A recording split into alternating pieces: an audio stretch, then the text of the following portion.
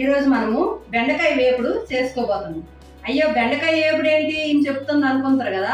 కొంతమందికి బెండకాయ వేపుడు కూడా చేయడం రాదు, కొంచెం అది జిగురు జిగురు ఉండి చాలా మంది బెండకాయ నాకు చాలా కుదరదు, నేను చేసుకోలేను, నాకు ఇష్టం ఉండదు అని చెప్తారు. అలాంటి వాళ్ళ ఫాలో అవ్వండి, చాలా బాగుంది. రెడీ. బెండకాయ వేపుడుకి కావలసిన పదార్థాలు: బెండకాయ ముక్కలు, ఉప్పు, కారం, ధనియాల పొడి, పల్లీలు, జీలకర్ర, ఆవాలు, ఎండు కొబ్బరి, వెల్లుల్లి రెమ్మలు, ఉల్లిపాయలు, పచ్చిమిరపకాయలు, కరివేపాకు. ఇప్పుడు మనము ప్యాన్ తీసుకోవాలి. బెండకాయ వేపుడికి కొంచెం ఆయిల్ కొంచెం ఎక్కువే పడుతుంది, ఎందుకంటే జిగురు జిగురు లేకన్నా చాలా పొడి పొడిగా ఉంటుంది.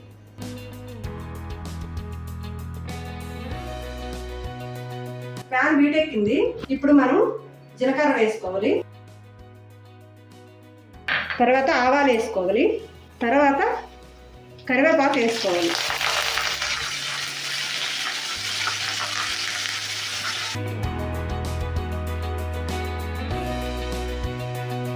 వేసుకున్న తర్వాత బెండకాయ ముక్కలు వేసుకోవాలి.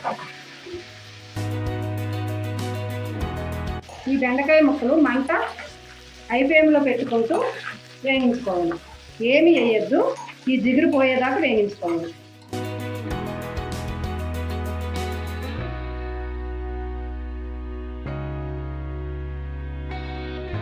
చూసారండి, ఇలా బెండకాయలంతా జిగురంతా ఎండిపోయింది, జిగురంతా ఆరిపోయింది. ఇప్పుడు పొడి పొడిగా వస్తున్నాయి చూడండి ముక్కలు. ఇలా పొడి పొడిగా రావాలి. ఇలా పొడి పొడిగా వచ్చిన తర్వాత జిగురంతా ఆరిపోవాలి. ఆరిపోయి ఆయిల్ కొంచెం మెల్లిమెల్లిగా ముక్కకి వదలాలి, వదులుతూ ఉంటుంది అనమాట. మనం వేసిన ఆయిల్ ముక్కలకి వదులుతూ ఉంటుంది. జిగురంతా ఆరిపోయింది కదా, ఇప్పుడు పొడి పొడిగా అయినప్పుడు ఉల్లిపాయ ముక్కలు వేసుకోవాలి. ఒక పెద్ద ఉల్లిపాయ, ఒక 2 పచ్చిమిరపకాయల చీలికలు వేసుకోవాలి.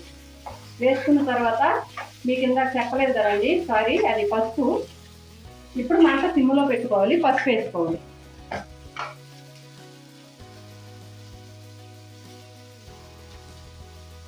పసుపు వేసుకొని మంట ఇప్పుడు సిమ్లో పెట్టుకొని బాగా కలుపుకొని మూత పెట్టుకోవాలి. మనం ఇప్పుడు వరకు మనం మూత పెట్టలేదన్నమాట. ఇప్పుడు ఈ ఉల్లిపాయలు, పచ్చిమిరపకాయలు, పసుపు వేసాం కదా, ఇప్పుడు మూత పెట్టుకోండి.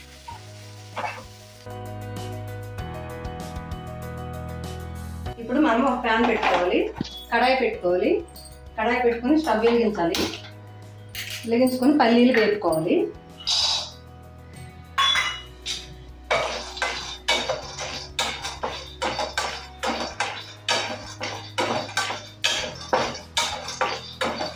బెండకాయ వేపుడికి ఈ పల్లీలతోనే మంచి టేస్ట్ వస్తుంది.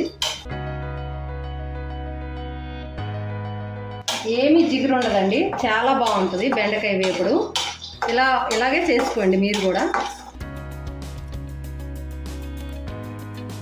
మధ్య మధ్యలో మనం బెండకాయ కలుపుకుంటాలి. మరి ఇంకా జిగురు ఏమి ఉండదు, వేగుతూ ఉంటాయి.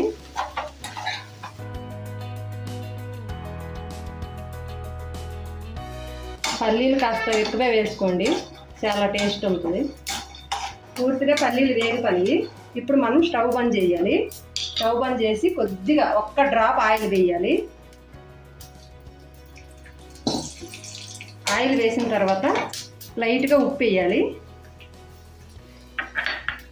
లైట్గా కారం వేయాలి.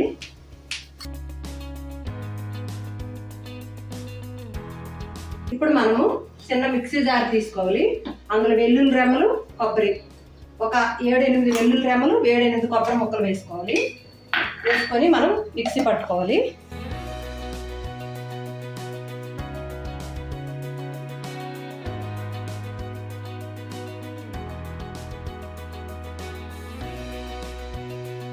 ఇప్పుడు మనము ఈ బెండకాయ ముక్కలు చూసుకోవాలి.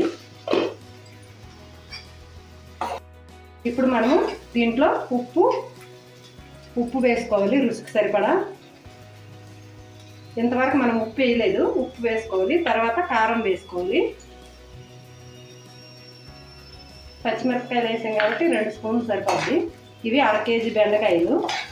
తర్వాత 1 స్పూను ధనియాల పొడి వేసుకోవాలి. వేసుకొని బాగా కలుపుకోవాలి. చాలా పొడి పొడిగా వస్తుందండి బెండకాయ ఫ్రై, చాలా బాగుంటుంది కూడా. మీ ఇంట్లో కూడా ట్రై చేయండి. మనం చెక్ చేసుకోవాలి. బెండకాయ సూపర్ ఉడికిపోయిందండి. ఇప్పుడు మనము ఈ ఉడికిపోయిన బెండకాయల్లో వేగించి ముందర ఫ్రై చేసి పెట్టుకుని పల్లీలు కలుపుకోవాలి. పల్లీలు కలుపుకొని మంచిగా కలగలుపుకోవాలి. మంచిగా కలుపుకున్న తర్వాత ఇప్పుడు మనం మిక్సీ పట్టుకున్నాం కదా ఎండు కొబ్బరి వెల్లుల్లి రెమ్మలు, దీంతోనేనండి బెండకాయ టేస్టే మారిపోద్ది. అసలు ఇలాగా కానీ మీరు ఇంట్లో ఎప్పుడు వేసి పెట్టండి, అన్నయ్య వాళ్ళందరూ ఆఫీస్ నుండి వచ్చి అబ్బా చాలా బాగుందని ఇష్టంగా తింటారు. ఇలా ఒకసారి ట్రై చేయండి. అది అందరికీ తెలుసు, తెలియని వాళ్ళకి మాత్రమే చెప్తాను.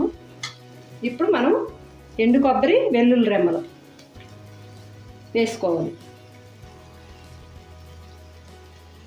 దీంతోనే కర్రీ మొత్తం టేస్టే మారిపోద్దండి, చాలా చాలా బాగుంటుంది.